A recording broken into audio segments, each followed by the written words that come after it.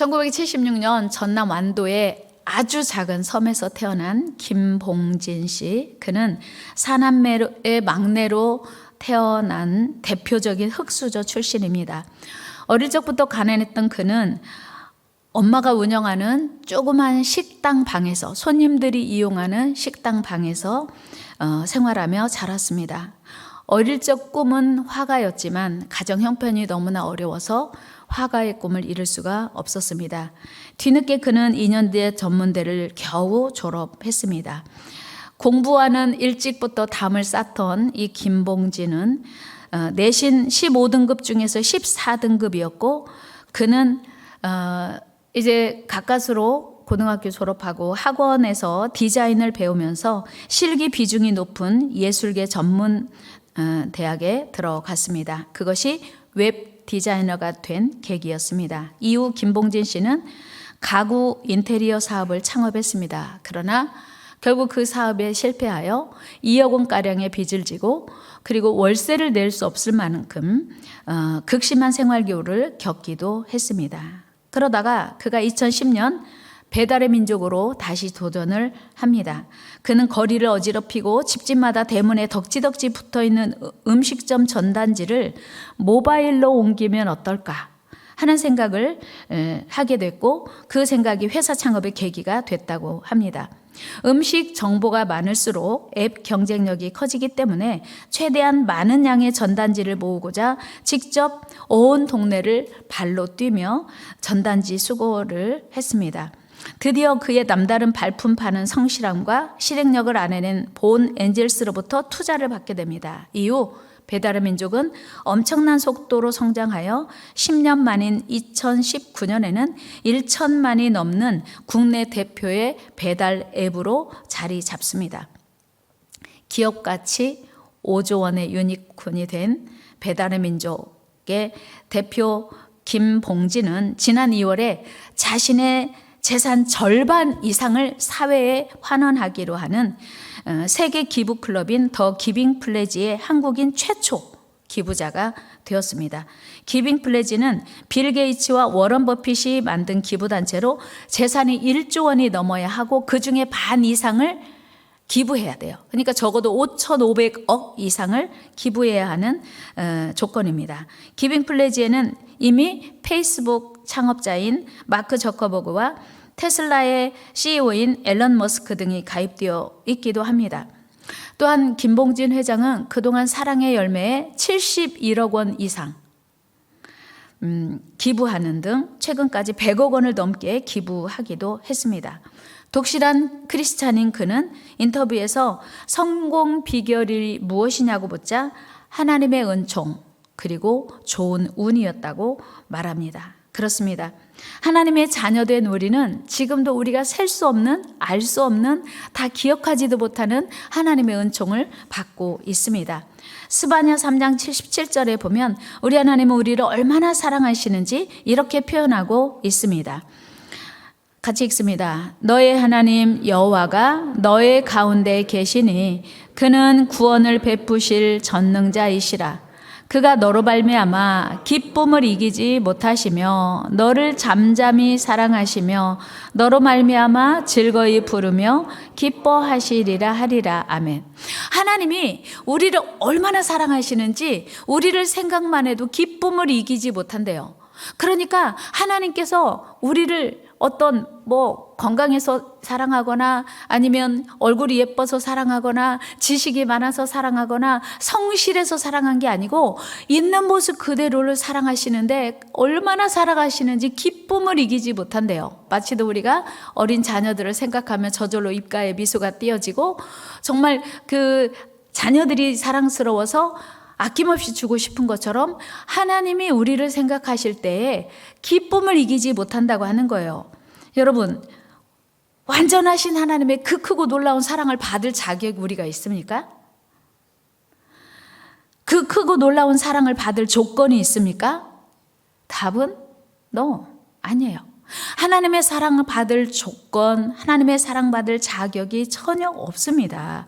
그런데 하나님은 우리가 어떤 조건을 갖추고 어떤 자격을 갖추어서 우리를 사랑하시는 게 아니고 그냥 하나님의 자녀이기 때문에 우리를 사랑하신다고 하는 거예요. 전적인 하나님의 은혜로 우리를 자녀 삼아주셨고, 자녀된 우리를 어떤 조건도 자격도 아닌 있는 모습 그대로를 아낌없이 사랑하신다고 하는 사실이에요. 그리고 우리를 사랑하시되 그 기쁨을 감출 길이 없을 만큼 그렇게 사랑하신다고 하는 거예요. 여러분, 하나님은 우리를 있는 모습 그대로 사랑하신다고 하시니 얼마나 감사해요. 우리가 복 받았어요. 우리는 하나님의 사랑받는 자녀입니다. 다 같이 한번 해봅시다. 우리는 하나님의 사랑받는 자녀입니다. 그렇습니다. 뭘 잘해서가 아니라 무슨 어떤 내놓을 것이 있어서가 아니고 하나님이 그냥 우리를 사랑하기로 작정을 하신 거예요. 그래서 무한히 우리를 사랑하시는 거예요. 그 아들 예수 독생자를 보내실 만큼. 그래서 우리는 그 사랑에 감사하며 감격하며 그 사랑을 보답해야 돼요. 그런데 하나님의 사랑에 보답하는 길은 오늘 성경에 보니까 이 사랑을 받을 수 없는 사랑받은 우리가 이 사랑을 흘려보내는 것이 마땅하대요. 하나님의 무한한 사랑받은 우리가 이 사랑을 흘려보내는 것이 마땅하다는 거예요. 그래서 제가 오늘 설교 제목을 마땅한 사랑이라고 했습니다. 하나님의 사랑에 대한 보답은 이 사랑을 더 많은 이들에게, 이 사랑을 모르는 자들에게 흘려보내는 것이라고 하는 거예요. 오늘 본문 말씀이 그것입니다. 여러분, 유대인의 3대 경건이 무엇인지 아세요? 유대인의 3대 경건. 유대인의 3대 경건은요, 여러분이 늘 하고 계시는 거예요. 특히 사순절에 하고 계시는 거. 유대인의 3대 경건이 뭐냐면요, 첫째는 뭘까요? 생각나는 노래도 말씀해 보세요. 유대인들은요, 하루에 몇 번씩 성전에 가서 기도해요. 유대인들의 경건은 어디서 나오냐면 기도에서 나와요. 그리고 유대인들은 일주일에 2번씩 금식해요. 그러니까 유대인의 경건은 기도와 금식과 그리고 또 하나 뭘까요? 구제예요. 나눔. 그런데 예수님의 사역을 보더라도 늘 가난한 자, 늘 소외된 자, 늘 병든 자였어요. 예수님이 삭개오에게 말씀하셨어요. 삭개오야, 내려와라. 내가 오늘 너의 집에 가겠다 그랬더니 많은 사람들이 수군거렸어요. 어떻게 예수님이 죄인의 집에 들어가냐고. 우리 말씀 한번 같이 읽어봐요. 누가복음 19장 7절 말씀 읽습니다. 시작. 뭇사람이 보고 수군거려 이르되 저가 죄인의 집에 유하러 들어갔도다 하도다. 아멘. 어떻게 예수님이 죄인의 집에 들어갈 수가 있어? 막 수군거리는 거예요. 뿐만 아니고 예수님은요, 죄인들과 유대인들이 죄인이라고 지칭하는 세리들과 함께 식사하신 거예요. 그러니까 사람들이 또 수군거리면서 이렇게 이야기했네요. 마가복음 2장 17절 말씀 같이 읽어요. 시작. 들으시고 그들에게 이르시되 건강한 자에게는 의사가 쓸데없고 병든 자에게라야 쓸데있느니라. 나는 의인을 부르러 온 것이 아니요 죄인을 부르러 왔노라 하시니라. 아멘. 예수님께서 세리와 죄인들과 같이 식사하시는 것을 보고 수군거리니까 예수님이 하신 말씀이에요. 나는 의인을 부르러 온 게 아니야. 나는 죄인을 부르러 왔어. 그리고 건강한 사람에게는 의사가 쓸데없지 않아? 그래서 병든 자에게 의사가 쓸데있는 것처럼 나는 병든 자에게 죄인이라고 말하는 그 사람들에게 필요한 거야. 그래서 예수님은 늘 그들과 함께 지내신 겁니다. 여러분, 구약에서도 우리 하나님은 끊임없이 가난한 자들에게 관심과 사랑, 즉 구제와 나눔을 하라고 명령하셨습니다. 여러분, 농사를 수확하면요, 농사 누가 진 거예요? 농사 누가 졌어요? 내가 졌죠. 근데 하나님은요, 네가 농사진 게 아니야. 하나님이 햇빛 줬고 하나님이 비를 줬으니까 농사 졌지. 네가 농사 기술이 아무리 좋아도 네 혼자 진 거 아니야. 그래서 수확을 할 때는 당연히 하나님께 감사드려야 돼. 그런데 가난한 자들을 위해서, 고아들을 위해서 짜투리, 이삭은 거두지 말라고 말씀하세요. 레위기 23장 22절 말씀 읽습니다. 시작. 너희 땅에 곡물을 벨 때에 반 모퉁이까지 다 베지 말며 떨어진 것을 줍지 말고 그것을 가난한 자와 거류민을 위하여 남겨두라. 나는 너희 하나님 여호와이니라. 아멘. 그러니까 내가 수확을 했지만, 내가 농사를 졌지만, 내가 사업을 하지만, 내 사업을 위해서 내가 수고하고 내가 소득을 얻었지만 이것이 다 나 혼자 써야 되는 건 아니라고 하는 거예요. 내가 수확한 것 중에, 내가 소득한 것 중에 일부는 반드시 가난한 자와 고아와 과부들을 위해서 사용되어져야 한다. 즉 반드시 나누어져야 된다라고 하는 거예요. 그러니까 하나님을 사랑한다고 한다면, 하나님을 사랑을 입은 그 사람은 그 사랑을 마땅히 나눠야 된다고 하는 거예요. 잠언 14장도 읽어봐요. 31절 시작. 가난한 사람을 학대하는 자는 그를 지으신 이를 멸시하는 자요, 궁핍한 사람을 불쌍히 여기는 자는 주를 공경하는 자니라. 아멘. 가난한 사람을 업신여기고 학대하면 주님을 학대하는 거래요. 가난한 자를 불쌍히 여기는 건 주님을 불쌍히 여기는 거래요. 그렇다면 하나님의 사랑을 받은 우리는 마땅히 하나님의 관심과 예수님의 관심사에 집중해야 되겠다는 생각을 할 수 있습니다. 또한 우리 하나님은 부지런히 나누고 구제할 때 단순히 우리 것이 없어지는 게 아니고 우리에게 더 많은 은혜와 축복을 주신다고 약속하셨어요. 우리 잠언 11장도 말씀 읽어요. 시작. 흩어 구제하여도 더욱 부하게 되는 일이 있나니 과도히 아껴도 가난하게 될 뿐이니라. 구제를 좋아하는 자는 풍족하여질 것이요, 남을 윤택하게 하는 자는 자기도 윤택하여지리라. 아멘. 하나님의 명령이에요. 아껴도, 과도히 아껴, 지나치게 아껴도 구제하지 않고 나누지 않으면 더 가난해진대요. 그런데 아무리 나눠줘도 베풀어도 하나님이 갚아주시고 채워주시니까 나눠주면 하나님이 더 많이 주신다고 약속하세요. 그래서 예수님도 주라, 그리하면 누르고 흔들어 넘치도록 하여 너희에게 안겨주리라 하셨잖아요. 그런데 가난한 사람을 외면하고 못 본 채 하면 하나님이 반드시 그에 상응하는 대가를 지불하신대요. 잠언 28장 27절 읽어요. 시작. 가난한 자를 구제하는 자는 궁핍하지 아니하려니와 못 본 채 하는 자에게는 저주가 크리라. 아멘. 더구나 예수님께서 하신 말씀을 보면 마지막 심판 날에도 가난한 자들과 소외된 자들, 병든 자들에게 관심과 사랑을 베풀었는가? 그렇지 않았는가에 따라서 상과 벌을 주시고 영원한 나라에 들어갈 수 있는 자격 여부를 주신다고 말씀하셨어요. 그러니까 우리가 뭔가 대단한 일을 해야 천국 가고 대단한 일을 안 하면 지옥 갈 것처럼 생각하는데, 가난한 자를 도왔는가 보살폈는가에 따라서 구원받고 버림받는 기준이 된다고 하는 거예요. 우리 마태복음 25장으로 가봅니다. 31절부터 시작.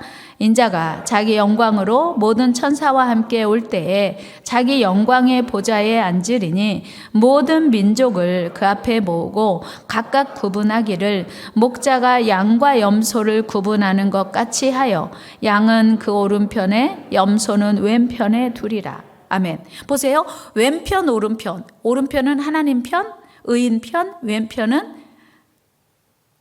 사탄 편, 저주 편이에요. 그런데 버림받는 편입니다. 그런데 어느 쪽에 설 건지를 구분하는 기준이 이거예요. 우리 그 다음 말씀 읽어봐요. 34절 35절 읽어요. 시작. 그때 임금이 그 오른편에 있는 자들에게 이르시되 내 아버지께 복받을 자들이여 나와 창세로부터 너희를 위하여 예비된 나라를 상속받으라. 내가 줄일 때 너희가 먹을 것을 주었고 목마를 때 마시게 하였고 나그네 되었을 때 영접하였고. 그에 쭉 이어져요. 옥에 갇혔을 때 돌보았고 이런 얘기 쭉 해요. 그러니까 의인들이 언제 주님이 배가 고프셨고 목마르셨고 옥에 갇혔고 병들었습니까? 우리는 주님이 목마르거나 병들었을 때 돌아본 적 없습니다. 그랬더니 예수님 이렇게 말씀하세요. 40절 같이 읽어봐요. 시작. 임금이 대답하여 이르시되 내가 진실로 너희에게 이르노니 너희가 여기 내 형제 중에 지극히 작은 자 하나에게 한 것이 곧 내게 한 것이니라 하시고. 아멘. 지극히 작은 자에게 한 것이 주님께 한 거래요.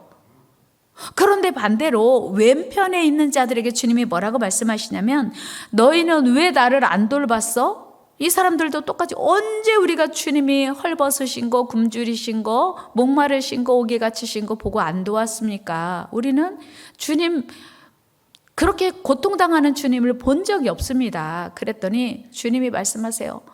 내 옆에 있는 작은 형제를 안 돌본 것이 나를 안 돌본 거라고 말해요. 그리고 영벌과 영생에 들어가는 기준이라고 말씀하세요. 45절 같이 한번 읽어봅시다. 시작.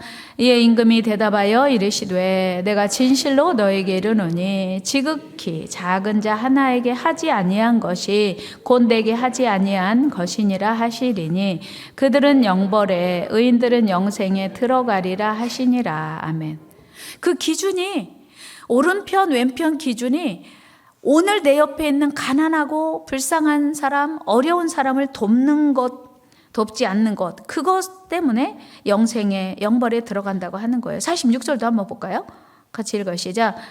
사람에게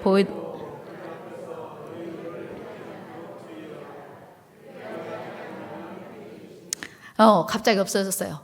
진짜 중요한 것은 하나님께서 우리에게 오늘 무엇을 원하시는지를 생각해야 돼요. 그런데 우리는 사람이 보는 앞에서는 잘하고 아무도 안 볼 때 정말 가난하고 소외되고 불쌍한 사람들에는 그냥 지나치는 일들이 많지 않습니까? 그런데 예수님이 마태복음에서 뭐라고 말씀하시냐면 유대인들의 세 가지 경건에 대해서 말씀하시면서 사람에게 보이려고 하지 말라. 그리고 사람이 안 보는 중에서 은밀한 중에 보시는 하나님이 상 주신대요. 마태복음 6장 1절 같이 읽어요. 시작. 사람에게 보이려고 그들 앞에서 너희 의를 행하지 않도록 주의하라. 그리하지 아니하면 하늘에 계신 너희 아버지께 상을 받지 못하느니라. 아멘. 그러니까 사람 보는 데서 하는 것 같고 하나님이 상 주시는 게 아니고 은밀한 중에 보시는 하나님이 우리의 행위를 달아보시고 상을 주신다고 하는 거예요. 그러면서 그 상 받을 수 있는 비결을 말씀하시는데 가장 먼저 구제를 말씀하세요. 2절 3절 같이 읽어요. 시작. 그러므로 구제할 때 외식하는 자가 사람에게서 영광을 받으려고 회당과 거리에서 하는 것 같이 너희 앞에서 나팔을 불지 말라. 진실로 너희에게 이르노니 그들은 자기 상을 이미 받았느니라. 너는 구제할 때 오른손이 하는 것을 왼손이 모르게 하여. 아멘. 그러니까 지금 마태복음 6장에서 예수님이 유대인의 세 가지 경건에 대해서 말씀하시는데 제일 먼저 구제에 대해서 말씀하세요. 그리고 그 다음에 너는 기도할 때, 그 다음에 너는 금식할 때. 유대인의 세 가지 경건이 구제와 기도와 금식이에요. 근데 우리는 이 세 가지 경건을 잘 하려고 노력합니다. 때로 금식도 하고 때로 기도야 뭐 여러분도 얼마나 많이 합니까? 그런데 예수님이 가장 먼저 말씀하신, 그리고 구약 성경에 그렇게 강조하고 계시는 이웃사랑, 구제, 그리고 나눔, 이것에 대해서 우리가 좀 소홀히 하지 않았나 이런 생각을 우리는 해봐야 된다고 하는 거예요. 사랑하는 여러분, 이렇게 중요하고 마땅한 사랑 나눔 잘하고 계십니까? 사실 나눔과 구제는 결코 쉽지 않습니다. 왜 그러냐면 나도 부족한데, 나도 모자란데, 다 써도 부족한데 내가 어떻게 나눠, 이런 생각 때문에 외면하기 쉽습니다. 그래서 이 사순절 기간에 일부러라도 이렇게 하나님이 원하시고 귀히 여기시는 나눔을 시도해 보려고 여러분들에게 말씀드리는 겁니다. 하나님의 말씀을 그대로 실천하며 살기 원하는 경건한 유대인들은 이 구제와 나눔을 매 순간 실천했어요. 그래서 안식일에 모여서 헌금을 드리지만 그들은 매일 새벽 성전에 나가서 새벽 기도를 하면서 1달러씩, 1불씩 구제헌금을 드려요. 그런데 그 1불씩 드리는 똑같이 정해진 1불이 구제헌금 인데 헌금위원이 누구냐면 어린아이들이에요. 새벽에 참여한 어린아이들이 헌금위원으로 1불씩을 다 헌금을 걷고, 그리고 그 모아진 헌금으로 구제하러 갈 때 반드시 어린아이들을 대동하는 거예요. 그러니까 자녀들에게 하나님이 가장 원하시는 게 구제야, 나눔이야 라고 하는 것을 몸소 가르쳐 주고 싶었던 거죠. 그러니까 그들은 구제의 중요성을 말로도 가르치지만 말로만이 아닌 행함으로 가르쳤다는 거죠. 여러분, 전 세계 0.2%의 유대인들이 세계 최고의 부자인 것을 아십니까? 세계 최고의 리더로 유대인들이 세계 최고의 리더가 되는 것을 여러분 아세요? 그 이유가 무엇일까요? 인구가 온 세계에 흩어져 사는 디아스포라 유대인 다 합해서 1,500만 명밖에 안 돼요. 전 세계 인구의 0.2%라고 하는 거예요. 그런데 그들이 어떻게 세계 최고의 부자, 세계 최고의 리더로 살 수 있을까요? 그것은 바로 그들이 하나님의 말씀대로 순종한 결과라고 하는 거예요. 그들은 하나님의 약속대로 세계 모든 민족 위에 뛰어난 은혜와 축복을 받아 누리고 있어요. 여러분, 미국 부자의 23%가 유대인입니다. 대학 교수의 30%가 유대인이에요. 미국 상원 의원의 11%가 유대인입니다. 노벨 수상자의 32%가 유대인입니다. 미국 노벨 수상자, 미국 사람이 받는 노벨 수상자의 32%가 유대인이고, 그리고 전 세계 노벨 수상자를 전 세계로 환산하면 25%의 노벨 수상을 유대인들이 하고 있어요. 놀랍지 않습니까? 미국 전체 인구 중에 유대인 비중이 2.1%예요. 이 사실을 감안하면 우리 하나님께서 하나님 말씀대로 순종한 유대인들을 전 세계 중심 인물이 되도록 우뚝 세워주셨구나 하는 것을 인정할 수밖에 없는 거예요. 여러분과 여러분의 자녀가 유대인들처럼 세계 중심의 인물이 되고 싶으십니까? 그렇게 되기를 축복합니다. 세계 경제의 중심, 과학의 중심, 정치의 중심의 인물이 되는 비결은 하나님 말씀대로 순종하는 거예요. 신명기 28장 1절 2절 보니까 하나님 이렇게 약속하고 계세요. 같이 읽어요. 시작. 내가 내 하나님 여호와의 말씀을 삼가 듣고 내가 오늘 네게 명령하는 그 모든 명령을 지켜 행하면 내 하나님 여호와께서 너를 세계 모든 민족 위에 뛰어나게 하실 것이라. 내가 내 하나님 여호와의 말씀을 청종하면 이 모든 복이 내게 임하며 내게 이르느니. 아멘. 하나님이 약속해요. 네가 하나님 말씀 순종하면 내가 네 자녀를 세계 모든 민족 위에 뛰어나게 해줄게. 4절에서도 반복하고 말씀하십니다. 그런데 만일 이 하나님의 명령을 순종하지 않으면 생각하기도 싫은 모든 저주가 우리에게 임하고 자녀에게 임한대요. 15절 같이 한번 읽어봐요. 시작. 네가 만일 내 하나님 여호와의 말씀을 순종하지 아니하여 내가 오늘 네게 명령하는 그의 모든 명령과 규례를 지켜 행하지 아니하면 이 모든 저주가 네게 임하며 네게 이를 것이니. 아멘. 이제 16절부터 이어지는 내용 보면요, 생각하기도 싫은 온갖 저주가 다 임해요. 여러분은 축복의 주인공 되기를 축원합니다. 여러분 자녀가 축복의 대를 이어가기를 축복합니다. 또한 가난한 자들에게 나누어주는 것은 하나님께 구워드리는 거래요. 여러분, 주는 것은 조금 어렵지만 구워주는 거 쉽잖아요. 구워주는 건 받는다 그런 얘기잖아요. 그런데 하나님은요 반드시 갚아주신대요. 잠언 19장 17절 말씀 읽어요. 시작. 가난한 자를 불쌍히 여기는 것은 여호와께 구워드리는 것이니 그의 선행을 그에게 갚아주시리라. 아멘. 아하, 가난한 자에게 주는 것은 하나님께 구워드리는 거고 하나님이 갚아주시겠구나 하는 걸 우리가 알게 돼요. 여러분, 그래서 다윗은요 사울을 피해서 도피하는 중에도 의지할 데 없고 살 소망이 없는 가난하고 병든 사람들, 실패한 사람 400명을 거느리고 먹여 살렸어요. 사무엘상 22장 2절을 한번 같이 읽어요. 시작. 환난당한 모든 자와 빚진 모든 자와 마음이 원통한 자가 다 그에게로 모였고 그는 그들의 우두머리가 되었는데 그와 함께한 자가 400명 가량이었더라. 이게 다윗의 이야기거든요. 여러분, 우리 주변에 내가 돌보아야 할 우리 이웃은 누구일까요? 때로 우리는 가진 것이 없어서 너무 작아서라며 망설일 때가 있습니다. 그런데 탈무드에 보면 이런 말이 있어요. 향유는 부자만 살 수 있지만 선행은 부자나 가난한 자나 누구든지 할 수 있다. 여러분, 예수님은요 주의 이름으로 냉수 한 그릇이라도 대접하면 그 상을 잃지 않는다고 하셨거든요. 예수님 당시에는요 냉장고가 있었을까요? 없었을까요? 당연히 없었죠. 그러니까 냉수를 보관한다고 하는 게 쉬운 일이 아니었어요. 그래서 냉수 시원한 물을 대접하려면 당연히 샘에 가서 깊은 우물에 두레박을 내려서 물을 건져 올려야 했습니다. 그러니까 냉수 한 그릇에도 그만한 노력과 수고가 뒤따른다는 거죠. 이처럼 사랑을 베풀 때 그것이 얼마나 큰 것인가는 그다지 중요하지 않아요. 우리가 누군가에게 나누려고 하는 것은 마음 먹는 게 더 중요하다고 하는 거예요. 내가 누군가와 나눠야지 하는 그런 마음. 그래서 잠언 27절에서 3장 27절에서도 하나님이 이렇게 말씀하십니다. 같이 읽어요. 시작. 내 손이 선을 베풀 힘이 있거든 마땅히 받을 자에게 베풀기를 아끼지 말며. 제가 이번 주간 그 신방을 하면서 이제 신방 마치고 같이 이제 식사를 하러 갔어요. 그런데 집에 당연히 이제 우리 교회 집사님 댁에 갔는데 마침 카드 단말기가 고장이 났어요.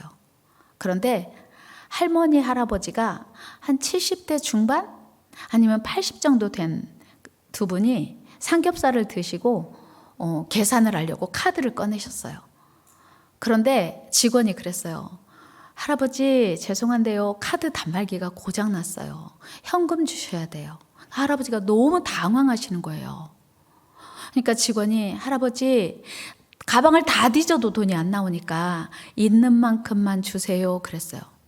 근데 다 뒤져도 1,000원짜리밖에 안 나와요. 얼마나 당황스럽겠어요. 근데 할머니는 진짜 허리가 완전 기역자로 꼬부라졌어요. 그 순간 제가 이 말씀을 지금 이번 주간에 하려고 나누려고 묵상하고 있는 중이었으니까 제가 막 달려갔어요. 전 평상시에 돈 안 갖고 저도 카드밖에 안 갖고 다니는데 요즘은 상품권을 좀 가지고 다니거든요. 가서 제가 제가 할아버지 식사비 대신 내드릴게요. 그랬더니 깜짝 놀래갖고 쳐다보는 거예요. 할아버지 식사비 제가 내드릴게요. 그랬더니 미안해서 어떡하냐고 막 되게 당황스러워 하시는 거예요. 그러면서 전화번호 적어달라 해서 괜찮아요 할아버지 혹시 예수님 믿으세요? 그랬더니 안 믿으신대요. 그러면 교회 다니시고 예수님 믿으시라고 그러면 됐다고 식사비로 충분하다고. 그러니까 그러면 안 된다고 하면서 막 적으래요. 그러니까 직원이 방주교회 목사님이라고 방주교회 목사님 그 달력을 보고 거기다 전화번호 적어 괜찮다고 이거 드리지 말라고. 그래서 그냥 보냈어요. 제가 그 이후로 무슨 생각을 했냐면 우리가 누군가의 그 식사비 가난한 사람 비싸지 많지 않으니까 아니면 누군가의 택시비 그리고 제가 그런 생각했어요. 혹시 식당을 운영하시는 분들은 누군가가 와서 정말 먹고 싶은데 돈이 없을 때 괜찮아요. 그냥 드셔도 돼요. 물론 한도 끝도 없이 할 수는 없지만 그런 마음을 가지고 운영을 하면 어떨까 그런 생각이 또 들더라고요. 누군가를 위해서 작은 사랑 베푸는 것이 하나님께 구워드리는 거라고 하나님 말씀하세요. 나눔은요 큰 것이 아니어도 괜찮아요. 많은 것이 아니어도 괜찮아요. 커피 한 잔 값으로 충분히 할 수 있습니다. 우리는 그래서 매월 이웃사랑 헌금을 드리고 있지요. 사순절을 지나는 지금 우리는 코로나로 인해서 가뜩이나 위축되어 있습니다. 그러나 우리가 아무 조건 없이 받은 하나님의 사랑을 기억하며 작은 사랑 나눔을 다시 시작해야 할 때입니다. 우리 주변에 나의 도움을 필요로 하는 사람 누구입니까? 나의 관심과 위로가 필요한 사람은 누구입니까? 내가 구원해내야 할 사람은 누구입니까? 이 사순절에 주님의 말씀을 깊이 묵상하며 진정한 사랑 나눔, 더 큰 사랑을 유통하는 복된 성도들이 되시길 주의 이름으로 축원합니다. 오늘 잠언 21장 26절 말씀 읽고 기도하겠습니다.